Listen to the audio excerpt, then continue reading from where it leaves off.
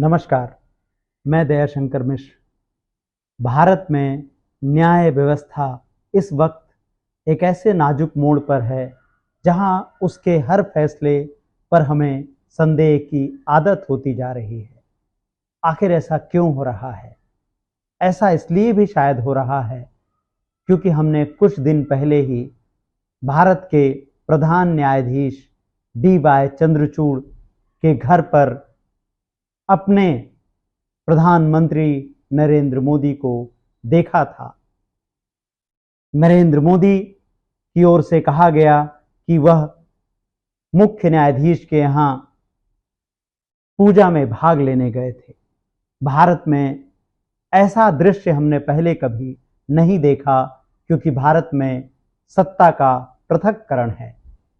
भारत में प्रधान न्यायाधीश और प्रधानमंत्री एक दूसरे से इस तरह व्यक्तिगत रूप से मुलाकात नहीं करते और यही इस लोकतंत्र की खूबसूरती रही है। लेकिन हम देख रहे हैं कि जैसे प्रधानमंत्री कुछ नया करने के नाम पर प्रोटोकॉलों का, नियम कायदों का उल्लंघन करते हुए नजर आते हैं।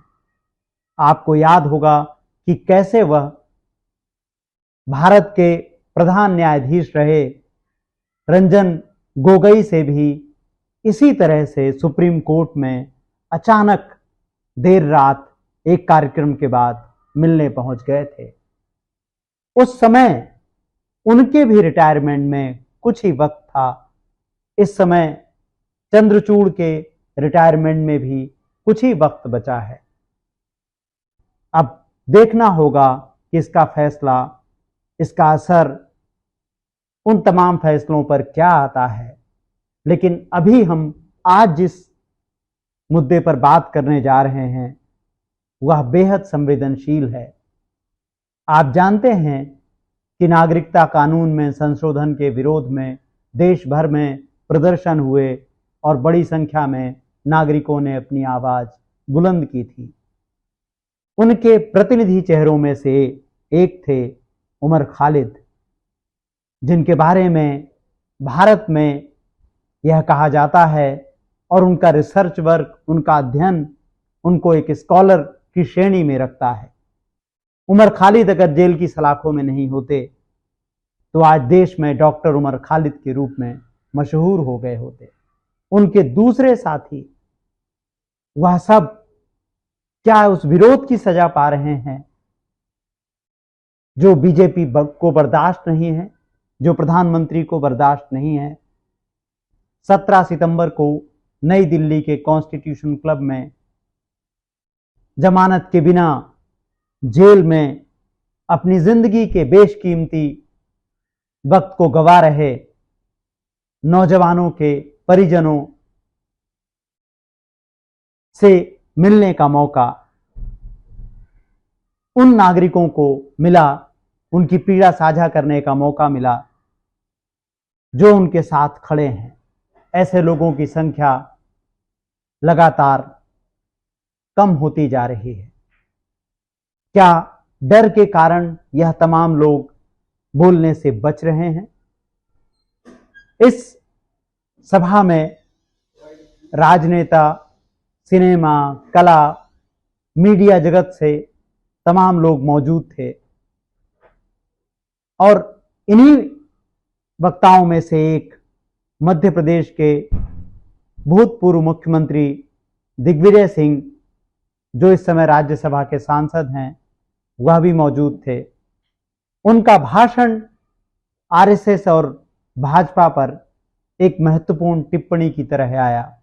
इस संघर्ष में शामिल लोगों के लिए एक संदेश के रूप में आया कि लड़ाई कितनी लंबी है और इनके इरादे कितने खतरनाक हो सकते हैं।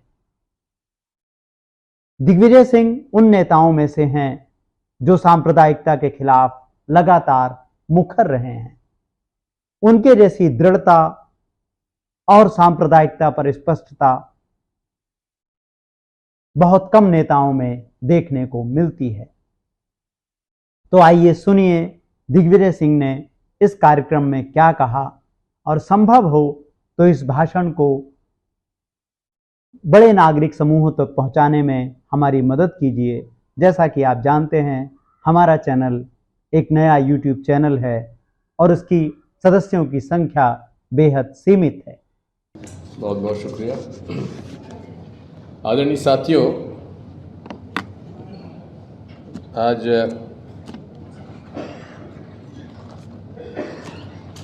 अपूर्वानंद जी का मैं आभारी हूं जो मुझे आप सब लोगों के बीच में आने का मौका दिया। और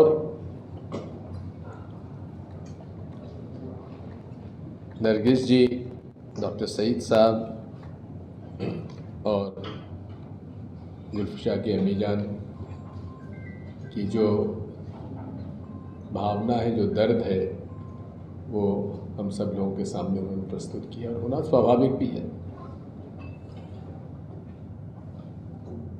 लोगों को इस बात से आश्चर्य होता है कि ऐसा ये क्यों हो रहा है। मुझे नहीं है। मैं उस इलाके से आता हूं जहां राष्ट्रीय स्वयंसेवक संघ को एक नर्सरी कहा जाता है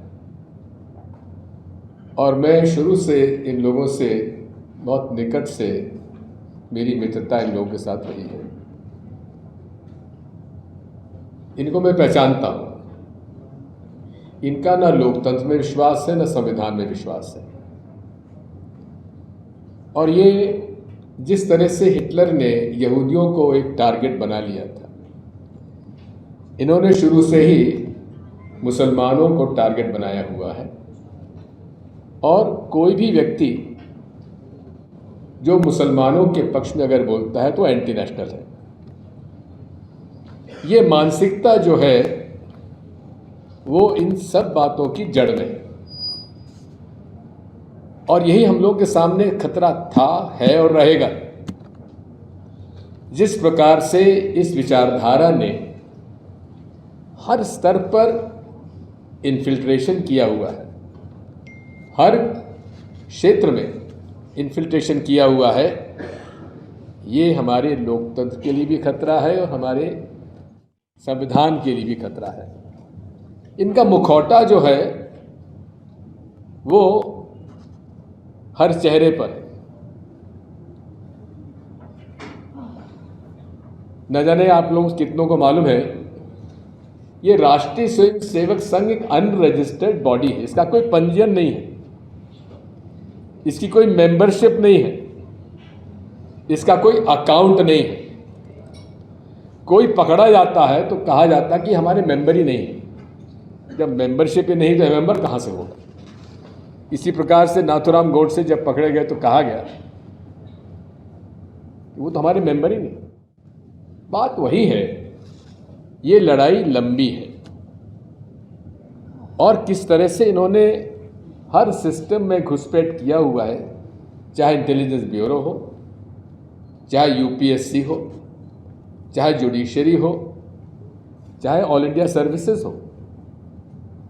इन सब बातों पर हमें गंभीरता से विचार विमर्श करने की आवश्यकता है। जो हमारे कॉमरेड ने बात की, दीपांकर जी ने, मैं उनसे पूरी तरह सहमत हूँ। ये लड़ाई हम सभी को लड़नी पड़ेगी। अभी पोटा और टाडा के बारे में बात हुई। मैं 10 साल तक मुख्यमंत्री रहा। मैंने ना पोटा में कोई केस रजिस्टर किया, ना मैंने टाडा में कोई केस रजिस्टर किया। और उस समय मैंने शपथ ली थी जब समय बाबरी मस्जिद शहीद हुई थी और उसके बाद ही मुझे मुख्यमंत्री बनने का मौका मिला था, जहाँ हर 15 दिन में दंगे फसाद हो रहे थे। जबकि मध्य प्रदेश में तो इसका एक बहुत बड़ा इतिहास है। लेकिन मैं एक बात कह सकता हूँ, ये फसाद वही होता है जहाँ शासन और प्रशासन चाहता है वहीं दंगे होंगे, फसाद होंगे। जहाँ प्रशासन और शासन नहीं चाहेगा वहाँ दंगे फसाद हो ही नहीं सकते। और इसीलिए मैं दावे के साथ इस बात कहता हूँ, मुझे इस बात का गर्व भी है, मेरे कार्यकाल में एक भी मध्य प्रदेश में दंगा फसाद की ऐसी हालात नहीं हुए। हाँ, छोटी मोटी बातें होती थी, लेकिन कहीं भी 24 घंटे से ज़्यादा ये बात नहीं हो सकती थी। मैं इस बात को कहना चाहता हूं कि जो आज बात होती है बेल नियम है और जेल अपवाद है, अच्छा लगता है सुनने से, लेकिन क्या कारण है? ऐसा हमारी बहन ने कहा, ये क्या कारण है कि मुसलमानों के जहां बात आती है वहां अपवाद हो जाता है और बाकी सब लोगों के लिए ये नियम है। मैं आपको एक मध्य प्रदेश का उदाहरण देना चाहता हूं। बहुत बड़े बयानबाजी में हमारे प्रधानमंत्री जी, आज संयोग से उनका जन्मदिन भी है, उनको तो हार्दिक शुभकामनाएं, लेकिन संयोग है कि उन पर आज हम लोग को यहाँ चर्चा करने के लिए पूर्वानंद जी ने मौका दिया। इन्होंने standing focus group of terror financing का गठन किया, यानी कि आतंकवादियों के पास पैसा कहाँ से पहुँच रहा है उसके लिए स्पेशल ग्रुप तैयार किया गया। और इसमें एक प्रकरण आया जहां बजरंग दल के 15 लोग आईएसआई से पैसा लेकर और यहां उनके जो लोग हैं उनको वो फंडिंग कर रहे थे। कौन? बजरंग दल के लोग। और ये कार्यकाल मेरा नहीं था, ये भारतीय जनता पार्टी के कार्यकाल में ही ये लोग पकड़े गए। लेकिन वो लोग जिनके पास स्पष्ट प्रमाण था, जिनके खिलाफ कि ये आईएसआई से पैसा लेकर और यहाँ के लोगों को फंडिंग कर रहे हैं, उनके खिलाफ साधारण मुकदमे में केस दायर हुआ, यूएपीए नहीं लगा और उनको तो हाई कोर्ट जाने की जरूरत ही नहीं पड़ी, ट्रायल कोर्ट में ही उनकी जमानत हो गई। और एक तरफ खालिद उमर है, खालिद सैफी है और उनके साथ और लोग हैं, गुलफिशा है। ये लोग प्रोटेस्ट कहाँ पे कर रहे थे? उस कानून पे कर रहे थे जिसे कानून की आवश्यकता ही नहीं थी। अरे किसको आप नागरिकता देना है नहीं देना है ये पूर्व में भी था, लेकिन उनको केवल एक मैसेज देना था कि हम भारतीय संविधान में भी ये बात ला सकते हैं कि मुसलमानों को बराबर का हक नहीं है। ये केवल उस उद्देश्य से लाया गया था, नहीं तो इस कानून की आवश्यकता क्या थी? वो अधिकार पूर्व में था और ये कानून नहीं लाते तो आज भी है। किसको नागरिकता देना है ये तो केंद्र सरकार के अधिकार के क्षेत्र में आता है। ये केवल ये एक जैसा कहते हैं ना, आनी का चावल पका के नहीं पका देखना का था। क्या हम लोग इस संविधान के रहते हुए भी मुसलमानों को टारगेट कर सकते हैं कि नहीं कर सकते हैं? ये केवल उसका एक पहला पन्ना था। मैं आपसे इतना कहना चाहता हूं, इस मामले में कॉमरेड ने ठीक कहा है कि ये लड़ाई हम सबको लड़नी पड़ी और इस लड़ाई लड़ने के लिए जैसा कि सामने हमारे वकील साहिबान ने कहा जो कि आखिर ये इतने ड्रैकोनियन लॉज लाने की आवश्यकता क्या है? इस बारे में मैं तो हमेशा से बड़ा लिबरल व्यू का रहा और इसलिए ट्रोल आर्मी का सबसे बड़ा टारगेट भी रहा हूं, उसकी मैं चिंता भी नहीं करता, क्योंकि जितना मैं ट्रोल करता हूं मैं तो अपने आप को उसका एक सर्टिफिकेट मानता हूं कि भाई बहुत बड़ी शाबाशी मुझे मिली है, इसलिए मुझे और तेजी से इस बात को करना चाहिए। सुप्रीम कोर्ट ने एक प्रकरण में कैसे इस प्रकार के कम्युनल डिस्टर्बेंसेस को रोकने के लिए गाइडलाइंस इशू की आज से कम 6-7 साल पहले, उसका पालन आज कोई राज्य नहीं कर रहा है, उन सुप्रीम कोर्ट गाइडलाइंस का। मैंने 2017 में मध्य प्रदेश हाई कोर्ट में PIL लगाया कि मध्य प्रदेश में इन सुप्रीम कोर्ट गाइडलाइंस का पालन नहीं हो रहा है, इस पर आप राज्य सरकार को निर्देश दीजिए। 17 से लेकर आज तक उस पर एडजॉर्नमेंट पे एडजॉर्नमेंट हो रहा है। उनकी जो हमारे जो मुद्दे उठाए गए थे, उन गाइडलाइंस के बारे में एक का भी जवाब राज्य सरकार ने नहीं दिया है। बात वही है कि आज इस डबल इंजन सरकार की बुलडोज़र संस्कृति से लड़ने के लिए हम सब लोगों को एक होना पड़ेगा। ये बुलडोज़र केवल लोग घरों पर भी नहीं गिर रहा है, चल रहा है, लेकिन उनके परिवारों पर भी चल रहा है। अभी छतरपुर में घटना हुई, ठीक है, उसकी गलती इतनी थी कि उसके पास ज़मीन तो उसकी थी, मकान का उसने नगर पालिका से इजाज़त नहीं ली, लेकिन गाड़ी रखने की भी इजाज़त कोई नगर पालिका से लेना जरूरत है क्या? सरकार से लेने की जरूरत है क्या? बात वही है। आज इस देश में राष्ट्रीय स्वयंसेवक संघ और नरेंद्र मोदी जी की भाजपा ने भारतीय संविधान का पालन न करते हुए तोड़ने का उनका एक मिजाज है, उनकी एक पॉलिटिकल स्ट्रैटेजी है, राजनीतिक हथियार है। और उस राजनीतिक हथियार के आप सब लोग शिकार हैं जो मेरे यहाँ पर विराजमान है। हम सब लोग आपके साथ हैं। और ये तो मैं हमेशा कहता हूँ, हम उनकी इज़्ज़त करते हैं, उन मुसलमानों की इज़्ज़त करते हैं जहाँ हिंदू का विश्वास प्राप्त हो, और उस हिंदू का हम समर्थन करते हैं जिस पर मुसलमान भरोसा करें। आज इस देश की आवश्यकता है। हम इस देश में जब तक, जैसा कि कॉमरेड ने कहा कि CA की लड़ाई में केवल मुसलमान नहीं थे, हम लोग सब थे, मैं खुद गया था।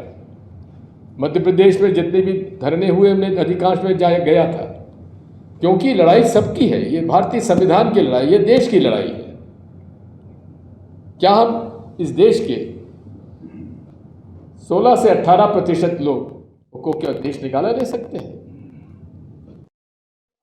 किस तरह से कानाफूसी से ये षड्यंत्र करता है। मैं तो आपको एक उदाहरण देता हूं। इन्होंने पूरे देश में ये एक अफवाह फैलाई हुई है, और आजकल व्हाट्सएप आदि पर तो इनको अफवाह फैलाने का इतना बड़ा हथियार मिल गया कि कहा नहीं जा सकता। और उसमें फेसबुक और व्हाट्सएप के जो यहाँ के कंट्री हेड वगैरह है वो खुद इसमें शामिल है। दुख इस बात का होता है कि हिंदुओं पर खतरा है, और 2045 तक यदि इसी प्रकार का रहा तो मुसलमान बहुसंख्यक हो जाएंगे और हिंदू अल्पसंख्यक हो जाएंगे। ये बात किसी भी हमारे डेमोग्राफिक के जो साइंटिस्ट हैं उनसे आप पूछ सकते हैं, ये असंभव है। हमारे इलेक्शन कमीशन के पूर्व हमारे कुरैशी साहब ने इस पर किताब लिखी है, पूरी डिटेल किताब लिखी है। इसलिए ये पूरा षड्यंत्र जो है और पूरी जो एक राजनीतिक साजिश है भारतीय संविधान और भारतीय लोकतंत्र के खिलाफ, इस पर हमें लड़ाई लड़नी है तो सबको मिलकर लड़ना पड़ेगा। ये एक चुनाव या 2 चुनाव या 3 चुनाव की बात नहीं है, क्योंकि इनकी घुसपैठ जो है इतनी गहरी हो चुकी है, इसको निकालना आसान नहीं होगा। लेकिन आप सबको मैं कहना चाहता हूँ, ये बहुत संकट का काल है, और आपके परिवार पे जो मेरी बहन ने जो कहा कि जिस बच्चे ने जन्म लिया उसने अपने पिता को स्कूल चला गया लेकिन अपने पिता को उससे नहीं मिला। ये ऐसे दर्दनाक घटनाएं जिसका कि हम लोग, हमारे पास हमको शर्म आती है कि हमारे लोकतंत्र में, हमारे न्यायपालिका में क्या इन लोगों को भी समझ में नहीं आती, इनको क्या शर्म नहीं आती जिस प्रकार से बात होती है। लड़ाई लंबी है, हम सब आपके साथ हैं। धन्यवाद।